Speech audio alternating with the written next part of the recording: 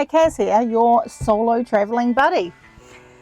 Look, are you at the stage where you are ready for an adventure, you're ready for some solo travel, and you're just not sure how to take that next step of actually doing it? Maybe you've watched heaps of YouTube videos like I did before I took that leap.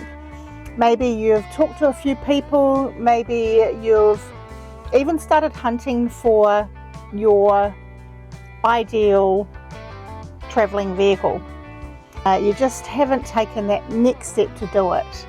And if we're being honest, a lot of that next step is probably fear. And often with fear, we'll lie and we'll say it's something else. Often we'll say, oh, it's because I don't have enough money. And you know, that might be true, that might be the case. But, you know, what I've learnt in life is that if there's something that I really want, I usually find a way to make it happen. So let's talk about the fear, the anxiety, and all that sort of stuff that's wrapped into actually taking that step and doing it. And that can be for anything in life really, but you know, in this instance we're talking about solo travel adventures. So I'll share a little bit about my story and how I overcame that, or what led me to do this, and then I'll share a few things that have helped me overcome fears and anxieties as well. So let's get started, let's get into it. Okay, for me personally, and I know that this is kind of a common thing for women in midlife, is that we kind of lose our confidence. I started to feel anxious about lots of little things that I'd never experienced before. I didn't actually feel anxious about things before. And I started to feel like my identity was slipping away, which happens to a lot of women in midlife when the kids have left home. You know, life kind of starts cruising by and we start thinking we're halfway through life, or maybe even more than halfway. Who lives to 100 now? We start to think, what is my life's meaning? What is my purpose? Am I truly living my purpose? I don't want to live with regrets. I want to experience more. And I suppose for me, when I was 45, I went through a cancer journey, and that taught me so much. And I just never... I find aging is such a privilege, and I want to experience the privilege of getting old, and I want to live the rest of my life out really purposefully and intentionally, and I want to squeeze as much life into it as possible for me. So I found myself, particularly this year, just questioning things and wanting to, I guess in a way, it's almost like reverting back to things that I'd wished and dreamed that I wanted to do that I didn't get a chance to do. So I had children. I had my first child at 19, and so I had a lot of dreams about getting a little old hippie bus and traveling around and doing cool things like that. Also, one of the other things that I'm really quite passionate about is experiencing different locations and cultures and countries, and meeting new people, and just experiencing also the energy of places. So getting the bus, I guess, I did procrastinate a little bit about that, and I felt quite guilty about buying the bus, that, oh, it's quite a lot of money, and maybe I should be now at my age putting that money towards something that is more like financially secure, like, you know, putting it on the mortgage or putting it into something else, investments or something, but or savings or whatever it might be. I did feel quite guilty about outlaying that amount of money on this vehicle for myself. But really, that fear of spending that money is just taking away from the experience that I could be having, like that I've had so far in this bus. Even just decorating the bus up, it felt like this immense amount of freedom, putting my own personal touches on. You know, when you're decorating your house, there's some limitations there because you are still sort of thinking, you know, you've got other people in the house to consider. You're thinking down the track, if we need to sell, then it has to be kind of presentable. So you kind of shy away from being a little bit more outrageous with your style. And I wanted to just have full freedom, creative license, I guess, to do it the way I wanted to do it and play with the color, play with the texture, play with style. So even that in itself has been quite a liberating journey, I tell you. And I highly recommend, if you're going to buy a vehicle, put your personal touches on it. You know, don't be afraid to get a little bit outside the box and have some fun. Like, to me, this is my space. This has sort of become my she shed, and I just love hanging out in my bus. I love it. So anyway, back to that story. I knew it was just time for me. It was time for me to invest some things into me. Why not? Why can't we do that? We can invest some stuff into ourselves. And when you think about it, quite often what we do is we put off putting ourselves first because we put everyone else first. And we're kind of taught that too. You know, put your family first, put everything else first, put everything first. And give. Say yes to everything, everyone, and really don't think about what's truly important to you. But one thing that I learned through that cancer journey is to think about and consider and ask myself what feels good for me and what is truly important to me. You'd think it would have been quite easy when I said that I wanted to get a house bus, a van of some description, that I would have just been able to do that. But even with the means to do it, it was still difficult because of all those stories and those conditionings that I had in my mind of being a bad girl for like going out and buying a bus. I think we have to address those things. Okay, you got to address those things. It's important to, otherwise all you're going to do is be a spectator of your own life, and we don't want to do that. We want to be living our lives fully, purposefully, intentionally, and be as audacious in it as we can. We want people to say, who the hell does she think she is? That's when you know you're living your life on purpose and purposefully and living your life of greatness.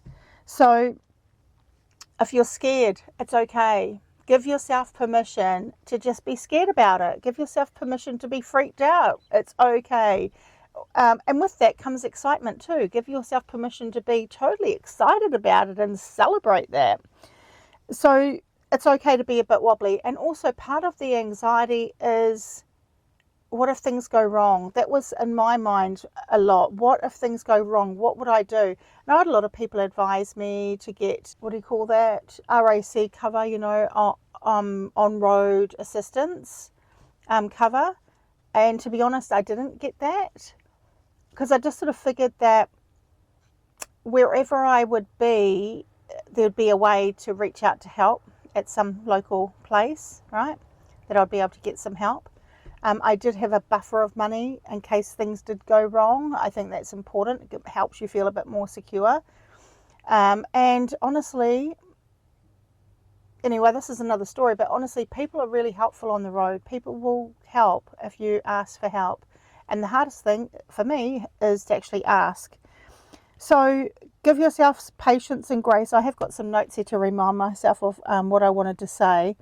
It's okay when you're starting off to not know what you're doing. It's okay to just feel a bit wobbly with it and to be nervous and to be walking around your bus trying to figure things out and feel like, oh my gosh, I'm at this caravan park and I have no clue what I'm doing here. That's okay. Everyone starts off not knowing what they're doing. Everyone does. And it's the best way to learn is just to jump in and get lost in it and figure it out along the way.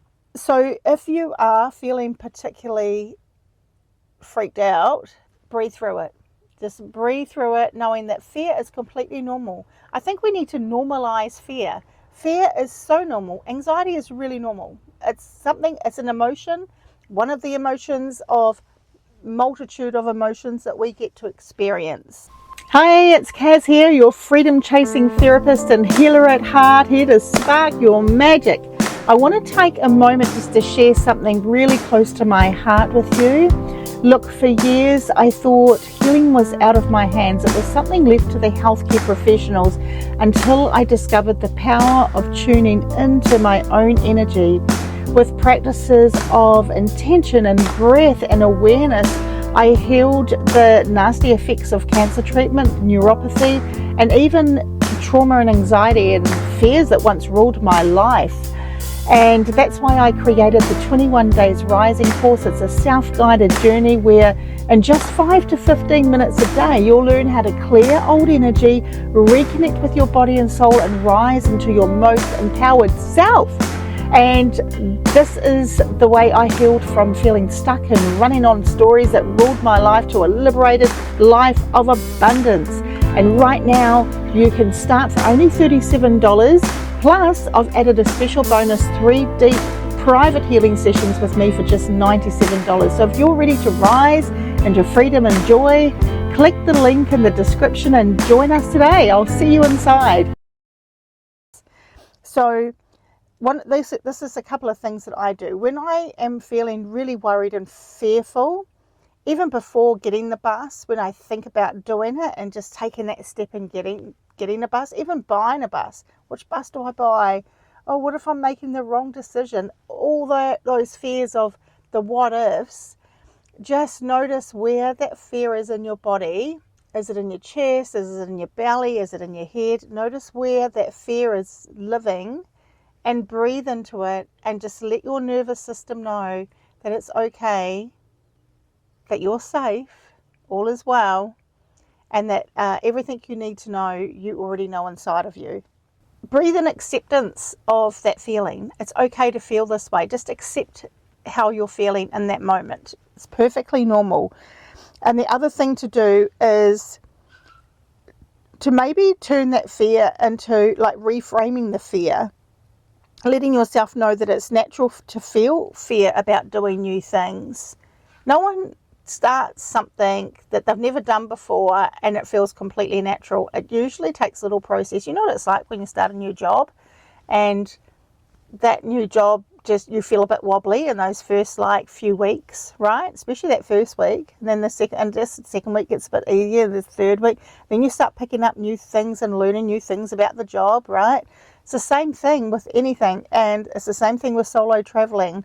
You're not going to know everything. You're not going to, I'm sure every different vehicle and every different way of traveling, because there's so many different ways of traveling, you have to pick up how that's going to work for you too. You just have to adjust it and make it work for you, right?